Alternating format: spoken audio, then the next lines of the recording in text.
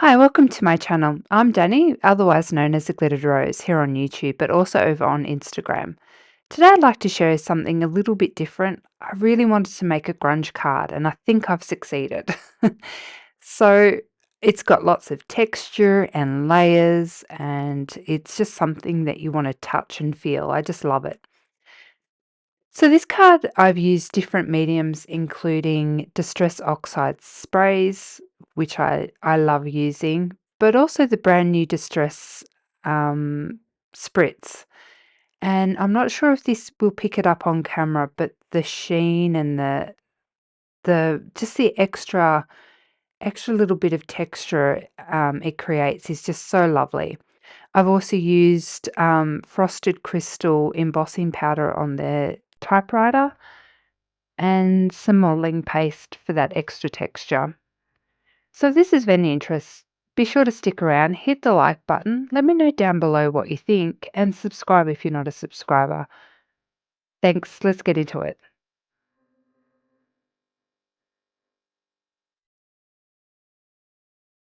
Okay, so I've trimmed down an A2 card panel, just I've popped a quarter of an inch off either side, and I have stuck it down onto my MISTI using some double-sided tape just so it stays still and I don't need to use a magnet, which might get in the way. So to begin with, I'm using Tim Holtz's set called Faded Type number CMS 397, and it's got fantastic lettering on it in all different styles. So I'm just grabbing out a fairly heavy one and going in with some VersaFine Clear. So for this, I am wanting to use an ink which is permanent that won't run. So the VersaFine Clairs are fantastic. I love them because they dry quickly. I'm also using the Distress watercolor paper on the smooth side. I'm planning on using quite a bit of water, so I went with a watercolor paper for this. I'm not worrying too much about the background because I think by the time the card is finished, most of that background's going to be covered up. But I want a nice background that will just add some texture and some layers. So while I'm not worried too much, I still want to have it there. So I've grabbed out another set from Tim Holtz, Stampers Anonymous, and this one's called Curiosity Shop. And I love it. It's just there's so many great elements in this set. Oh, the number is CMS 482. Um, yeah, I just think it's such a gorgeous set. So I'm just going to be randomly stamping in this black. I will try to overlap some of the stamps.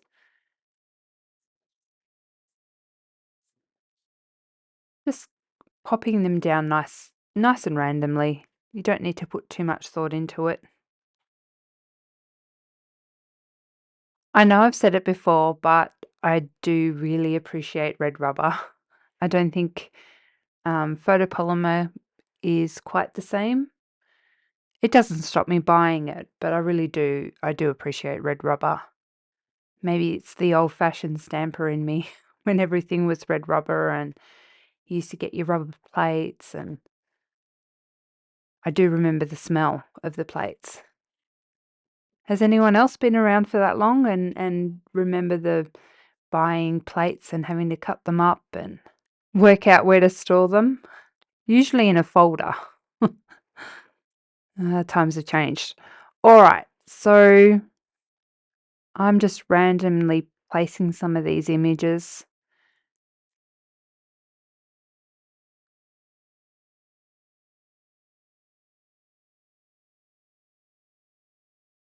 I've already stamped my typewriter. I wasn't sure how I would go fussy cutting that out. So I wanted to make sure that I had the skill set to do it before I did it on camera. And to my surprise, it's actually pretty good. I surprised myself.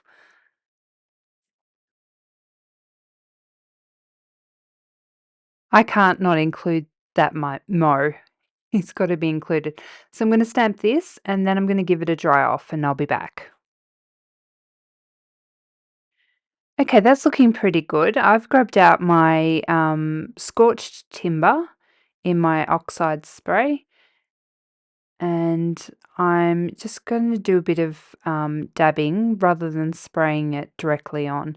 This is a really nice method so that you don't see the actual sprays. Sometimes I think things can look like they have really been sprayed, but dabbing it on, you get a very different effect. I've just added a little bit of water to it.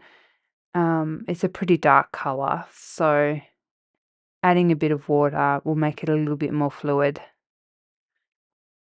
Okay, so for this color, I'm using chipped sapphire, and it's another of my favorite colors. It's quite a deep, stunning blue. I guess it is um, royal blue, but I love it. I think it's gorgeous. So I'm just going between the brown and the blues, and working out, you know, where needs it. I'm gonna pop a mixture of watered down ink and just straight ink to get that variation in color. I think that'll give it a patchy and a sort of more solid look. Just a bit of a dry off before I continue. Okay, the white space in this is looking a little bit too white for me, so I'm going in with some tea dye just to deepen those areas so it doesn't look quite as fresh. Because to me, it looks very aged and grungy. So, um, yeah, the white or creamy watercolor just doesn't look right to me. That looks pretty good. Okay, so I've grabbed out a Tim Holtz stencil. It's just a blocky alphabet, and I'm going to pop some Finnabair modeling paste just in the corners. I'll probably do 3 lots of areas just so that it's an uneven number. I always think uneven numbers look better on the eye. So if I were to do it on all 4 corners, it would just look too even. So I still want it to look random and not perfect. I love this paste. It dries so quickly and you can heat it with your heat gun to make it dry quicker. I do recommend it. I'm going to clean. Okay, so as I mentioned earlier, I did stamp out this typewriter, and I embossed it using my Frosted Crystal. It's a translucent embossing powder. And I've never used it before, but I really like the texture of it. It's nice and it sort of makes it a bit thicker and more stable. So I think that'll be good for a focal point.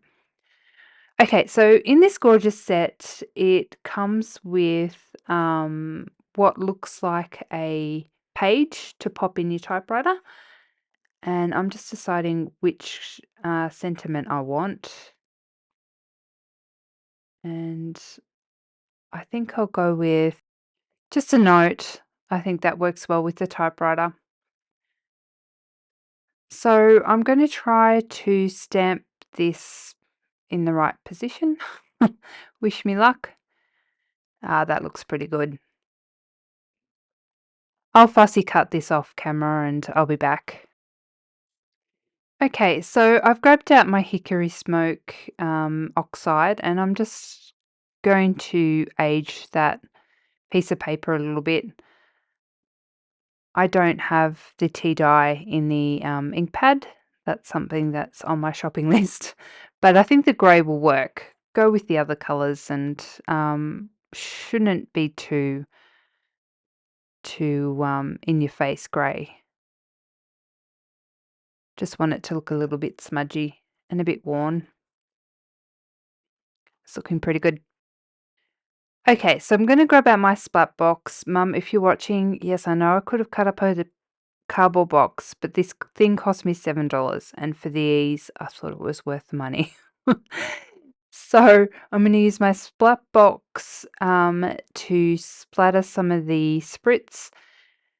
For those who don't know what the spritz is, it's a new product from Ranger in the Distress line, so another Tim Holtz product, and it's a mica spray, but it's a little different. So the liquid is clear. It gets its color from the mica rather than the liquid being dyed as well.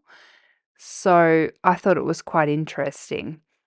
So I'm hoping, I have a feeling that the texture paste will pick up the color from this spritz. So that's why I'm going in with the spritz after the background and the texture paste has gone on, because I think that this spritz should grunge up that texture paste. The colors that I'm using are Uncharted Mariner and Walnut Stain. So a blue and a brown. This is something that I have to do a lot, and that is frame my picture. So I like to do it by just going around the edges and framing it with some ink. So I'm using a very dark blue called Midnight Blue by Elements, and just running around the edge. This just helps bring your eye into the middle and makes everything look framed and centered. So I'm just running around the edge with this ink, and I'm really loving how this is looking. I'd like to invite you to my new Facebook group. It's called The Glittered Roses Modern Card Makers. We're just a small group so far, but we would love it if you join us. So I'm hoping that we have some regular challenges. I'm thinking of popping up a challenge soon, some international swaps, and just some general, question and answers, and help each other with any questions. So I would love it if you joined. The link is in my bio, so be sure to check it out and join us if you're a member of Facebook. I'm loving this. I think in person it probably looks better than it does on camera. I'm not sure if you can see the mica, but the texture the mica has given it is really interesting. It's um, in dots, and it's sort of formed a pattern. I love it. I think that this is going to be really cool. I'm really happy with it. Okay, so I've grabbed my craft mat, and I'm just trying to work out where to cut. It's a bit of a shame. There's a lot of detail along that line, but I think to fit this note in, it's going to need to be to cut all that detail out. So I'm just going to cut a straight line across to pop this note in. I really do appreciate thoughtful design, and gee, this is clever. I love this set. Well done, Tim. All right, so I'm going to pop some foam squares on the back of this typewriter because I think it really needs to sit out from that busy background. After that's done, I'm going to pop this onto the card front, and then I'm going to cut a card panel in black, so an A2 size, and then pop it onto a white card base. I'll be back when I've done all that. We're all finished. Oh, I'm so happy. I love this card. I think it is exactly what I was hoping for. I really wanted to set out and make a grungy card, a little bit different to what I usually make, and I think I've succeeded. I've played with some new supplies and had a ball. Thanks so much for watching till the end. If you got anything out of this video, please be sure to hit the like button, subscribe if you're not a subscriber, and let me know down below what you think, if grungy type cards are for you. Alright guys, till next time. Bye.